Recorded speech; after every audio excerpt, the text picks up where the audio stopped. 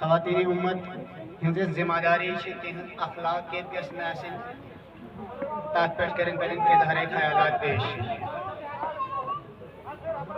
ام ساتھ ساتھ یم حضرات ویدی تم ان جلسہ گاہس مز چھ تاکہ یہ جلسہ گاہچ رونق سہ روز برقرار.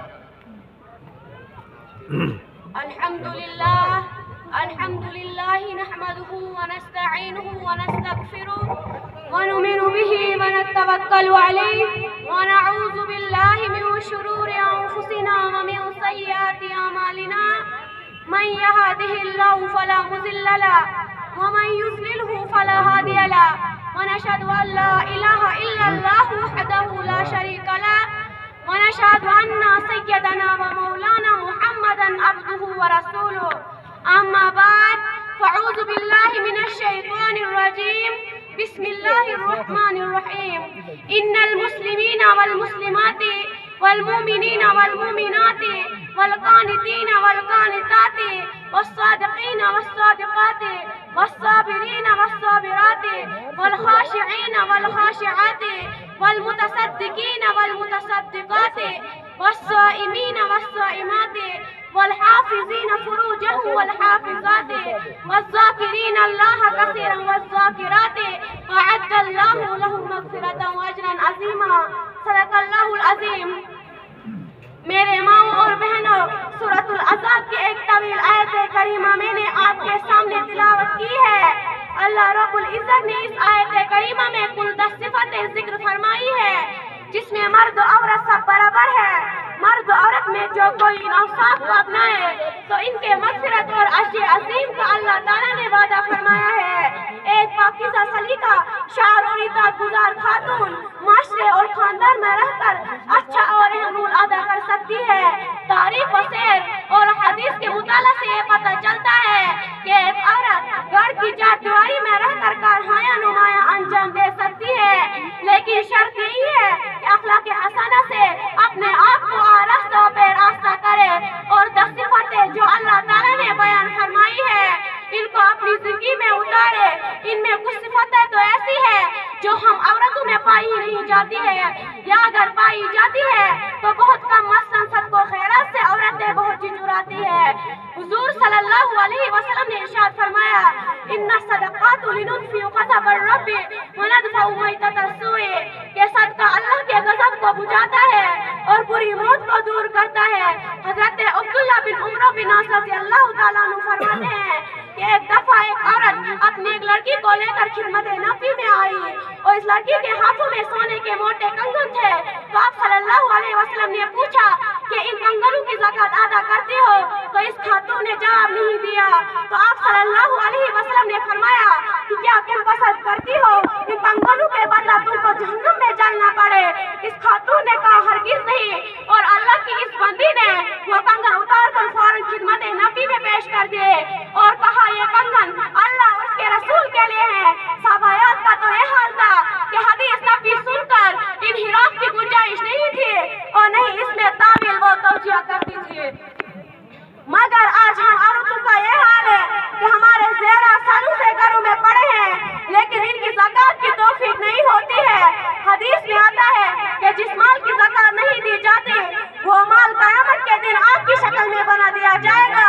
جو اس کو ڈسے گا اور کہے گا کہ میں تیرا مال ہوں. اسی طرح ہم عورتوں میں جھوٹ بولنے کی بھی عادت ہے. اس کی بری وجہ کثرت کلام ہے. اگر کم باتیں کرے تو انشاءاللہ جلدی ہی سچ بولنے کی عادت پڑ جائے گی. ایسا ہم صبر کا مادہ نہیں. اگر معمولی سی تکلیف شوہر کی طرف سے پہنچ گئی تو شوہر سے لڑ بیٹھتی ہے اور اس کی ناشکری کرنی شروع کر دیتی ہے. اس لیے ہمارے لیے بہت ضروری ہے کہ اچھائی کو اپنائی، سچائی، دیانتداری، امانت داری انہیں سب چیزوں کو پسند کیا جاتا ہے کیونکہ تجربہ ہے کہ مجموعی حیثیت سے اگر جائزہ لیا جائے تو معلوم ہوگا لوگوں کی اکثریت سچائی، دیانت، بہار، سخاوت، احسان و قربانی وغیرہ کو ہمیشہ سے پسند کرتی چلی آ رہی ہے اور جھوٹ، غیبت، خیانت، بزدلی، بخیلی، کمینہ پن وغیرہ کو ناپسند کرتی رہی ہے. اور یہ سب اس وقت تک رہتا ہے جب تک انسان کی فطرت اپنی اصل حالت پر قائم اور صحیح سلامت رہے. اسلام فطری حقائق کو صرف تسلیم ہی نہیں کرتے بلکہ انہیں سماج و معاشرے میں فروغ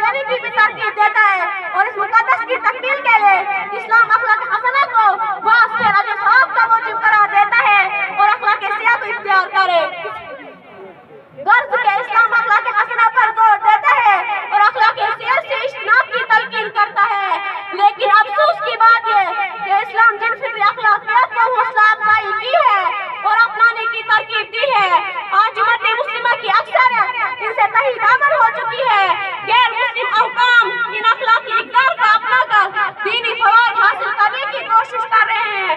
مردوں کی بنسبت عورتوں کے اخلاقی بگاڑ کا معاملہ زیادہ سنگین ہے، کیونکہ عورت اپنے ماحولیاتی مزاج کی وجہ سے بہت جلدی اخلاقی بیماری میں مبتلا ہو جاتی ہے، مثلاً بدزبانی، ناشکری، تن و تشدی وغیرہ مشاہداتی دلائل کے علاوہ وہ نبی کریم صلی اللہ علیہ وسلم کے ایک حدیث بھی اس پر دلالت کرتے ہیں، جس کے راوی ابو سعید خدری رضی اللہ تعالیٰ عنہ ہے۔ آپ صلی اللہ علیہ وسلم نے فرمایا، یا معاشر النساء تصدقنا فإنی رأیتکن اکثر اہل النار فقلن وبما یا رسول اللہ قال تکثر اللہ وتکفر العشیر، یعنی اے عورتوں کی جمع سب و خیرات کیا کرو، کیونکہ میں نے دیکھا کہ تم ہی سب سے زیادہ جہنم میں داخل ہو۔ عورتوں نے اللہ کے رسول سے اس کی وجہ دریافت کیا تو آپ صلی اللہ علیہ وسلم نے فرمایا کہ اس کی وجہ یہ ہے کہ تم لعن طعن بہت کرتی ہو اور شوہروں کی ناشکری کرتی ہو۔ لہذا مسلم خواتین کو چاہے کہ وہ اللہ تعالیٰ کی رضا کی خاطر اپنے اخلاق و کردار درست کرے، اور اس درستی کا طریقہ یہ ہے کہ وہ اپنے رویوں کو اسلامی تعلیمات کے تابع کر دے۔ جب وہ اپنے رویے، کردار و گفتار کو اسلامی تعلیمات کے تابع کر کے چلیں گے تو وہ خود بخود اخلاق حسنہ کی مالک بن جائے گی۔ آئے اس کا جائزہ لیتے ہیں کہ اسلام کس طرح کے اخلاق سے منع کرتا ہے اور کس قسم کے اخلاق سے مزین ہونے کو حکم دیتا ہے۔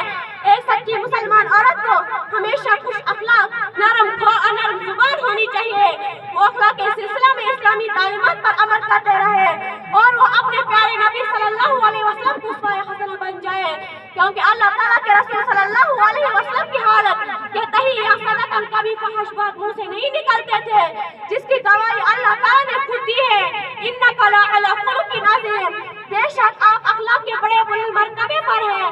حسن اخلاق ایک ایسا جمع لفظ ہے جس کے تحت نیک خصلت آتی ہے، جس سے انسان کے کردار میں حسن آتا ہے، اس کا تزکیہ ہوتا ہے اور اس کو رفعت و بلند حاصل ہوتی ہے، جیسے حیا، بردباری، نرم عفو و درگزر، رواداری، فراق دلی، کچھ سچائی، امانت داری، خیر خواہی، ثابت قدمی، پاک دین، دیگر مکارم اخلاق وغیرہ۔